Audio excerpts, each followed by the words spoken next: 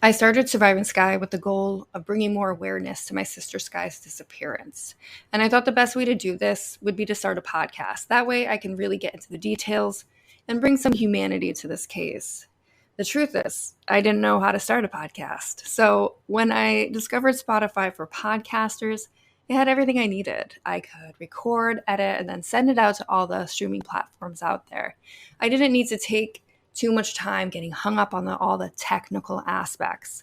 So if you're out there and you're listening to this and you have something that you're passionate about and you just feel like you can inform the world about what you know, then why not start a podcast and check out Spotify for podcasters today? Do you know what's a bummer? When you have a plan and this idea and all it takes is execution and follow through. So I started Therapy Notes with the intention of doing an episode every week. But of course, life happens, and I was sick the past 2 weeks, still regaining, my health. But I just couldn't put out an episode because I really couldn't talk. So I'm back for this week. But what's good is that I did have 2 therapy sessions. And something I wanted to talk about today is, I think, the polarity in what I'm going through. There's a part of me that really wants to tell my story in terms of Skye story. And I've been doing that. I've been doing that with TikTok and the podcast. And basically anytime I talk about Skye, because I can't really speak for Skye and her experience because she's not here and I don't know her side of the story. So I can only tell you mine. And I have hopes that in telling you my side of the story, it just brings a little bit more insight into the family dynamic and what Skye's life could have been like as well. And in doing that, I do have to tell a little bit about Skye and Skye's disappearance. But ultimately, that does take its toll. And I talk about this all the time, and it's kind of the opposite of what I'm doing, because I would love to just kind of give up and relinquish the hold that Skye's situation has on me. And I know that in doing so, that will give me some power back in my own life. But there's so much guilt there. And, it takes a lot to admit that. I mean, it's been 15 years. And, on most days, I understand the realities of it. That Skye is most likely gone. I still want answers, but I'm also aware that I may not get these answers. So, in saying that I would like to move on with my life is pretty huge. And that's where the polarity comes in, because it's completely opposite than what I'm actually doing in talking about it. But I also feel like talking about it and doing it on my terms gives me back some power. But then it keeps me trapped. You know what I'm getting at? I can't completely shed this. And I know this. This is like a part of me. But I know that it doesn't need to identify me. And I guess that's kind of what Therapy Notes is going to be. It's going to be a messy explanation of what it really is like living with a missing person and the effects that it really has on you, because it's not easy to rectify. I can't relinquish the control and the hold that it has on me. But I need to in ways. I know we all compartmentalize our lives. We have family, we have work, we have our social, and like there are healthy boundaries that we need to put on these things. But when you have a situation where you're not allowed to properly grieve because there's no closure. I don't have a body for Skye. I don't have the luxury, I guess, of declaring her dead. Because once you declare her dead, the case is closed. There's no more resources available. But also, there's really no resources available to me now, even with the case open.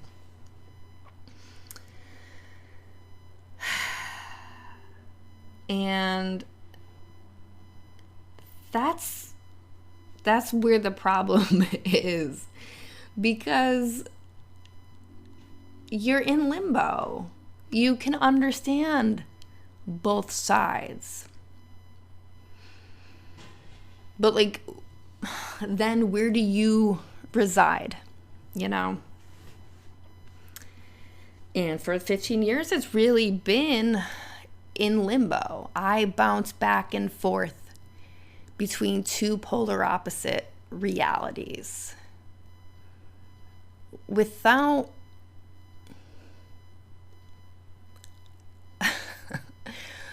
the luxury of letting myself really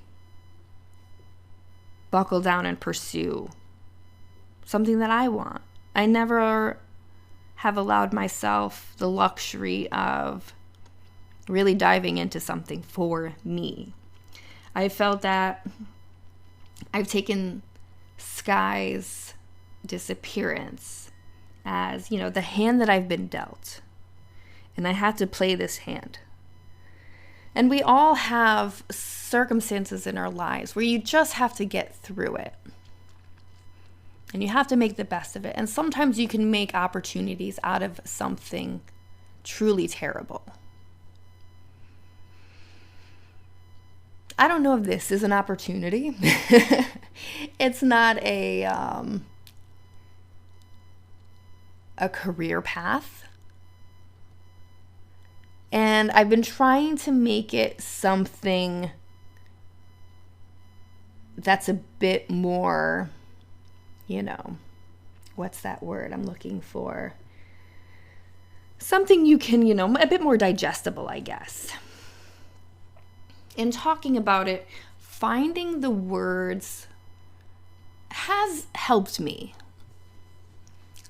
But in therapy just yesterday, I was really confronted with how do you bring these two polar opposite sides of like what you want to do with something, of your life, and how do you bring it together? How do you bridge it in a way where you can live with it and live with it without the constraints of being in between these two completely different objectives. So I want to talk about Skye. I want people to know Skye's story. I want to educate about the realities of what this event can do to somebody and how to change the systems. But at the same time, I want to walk away. And how does one do that? I don't know. I think that's something I'm gonna have to circle back to when I figure out how to do that. And I think a lot of us have that. It doesn't have to be this extreme. It could just be, you know, deciding on changing a new career or moving to a new place wanting something, but also knowing who you are as a person and how to change who you are. I think that's the first step, is knowing yourself. And I'm so aware, I think I'm so aware of who I am and who I am in this situation. But I also know that no matter how aware I think I am in my personality and my habits, I'm always learning more. So this is a good example. I've always worked really hard. But I needed to make some changes in my life, and I have been unemployed from like an actual real job, a real like 9 to 5 for 2 years, because I became a stay-at-home mom during COVID, and it was a really good thing for me. And I was like, you know what? I'm gonna have so much time. So yeah, I think you see where this is going. I have so much time. I have so many things on my to-do list, and I'm going to get them all done. I'm going to tackle it all. But what I realized was that I went into the situation still being me and expecting a different outcome. I am the ultimate procrastinator. I have unfinished projects all over the place. I have grand ideas and zero follow through. So I've always wanted to write a book about Skye's situation and the disappearance, because I used to really love writing, and I use that as an excuse that if I could write, then that's reclaiming a part of me. That's reclaiming a passion. And that's me putting that's also putting me Skye's story out in the world. And that'd be the ultimate achievement. And the reality is, I'm still the ultimate procrastinator. I'm still going to daydream and think of grand ideas and never execute them. And in 2 years, I'm still that person. Yeah, I have my podcast transcripts that I've printed out, and I have a notebook full of, it's 300 plus pages of my life and my story. And I look at it and I'm like, someday. But the truth is, like, I need to find a way to work with who I actually am, to work with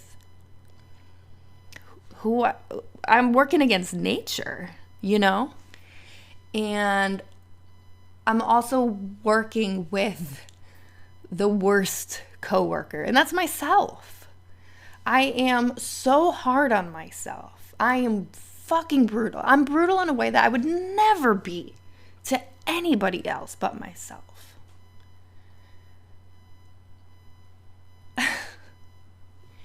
And that's something that I thought I wouldn't have to face when I had all of this time.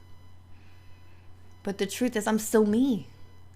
Even given opportunities of having some time off and having the resources to do something like this, to write a book, I'm still me.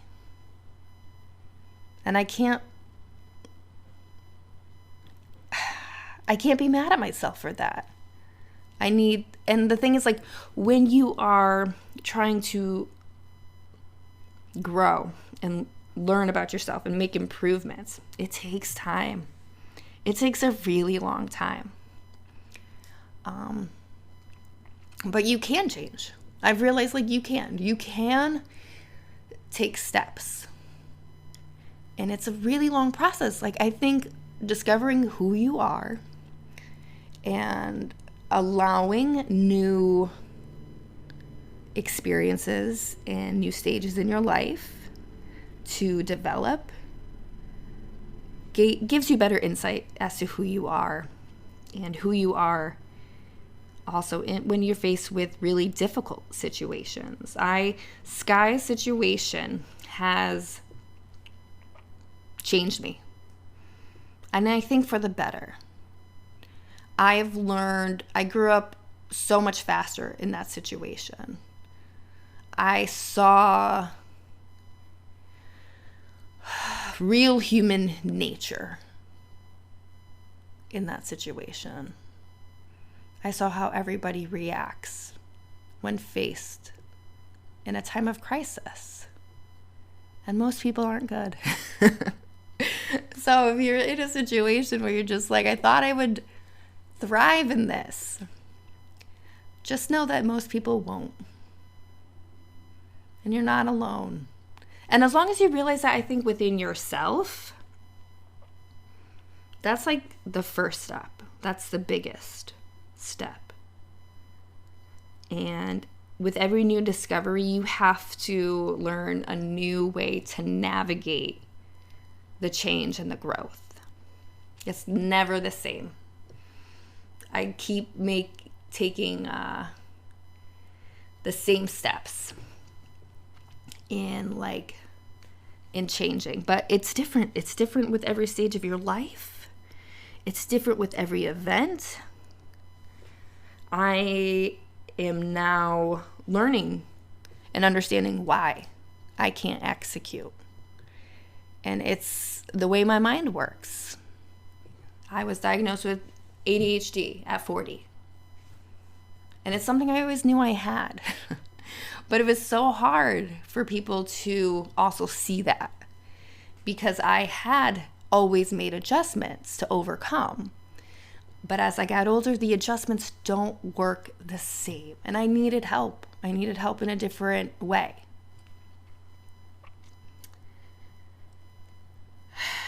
But there's hope. There's always hope.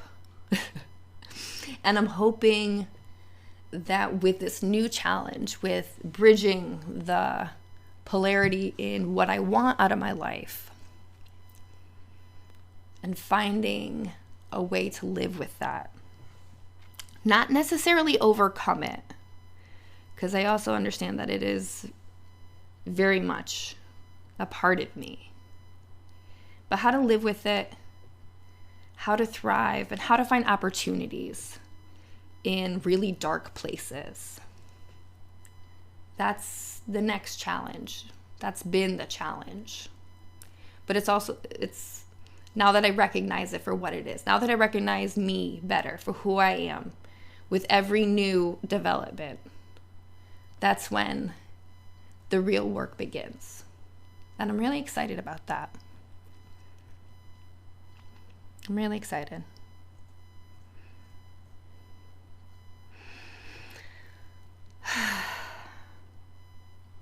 And I think that's it.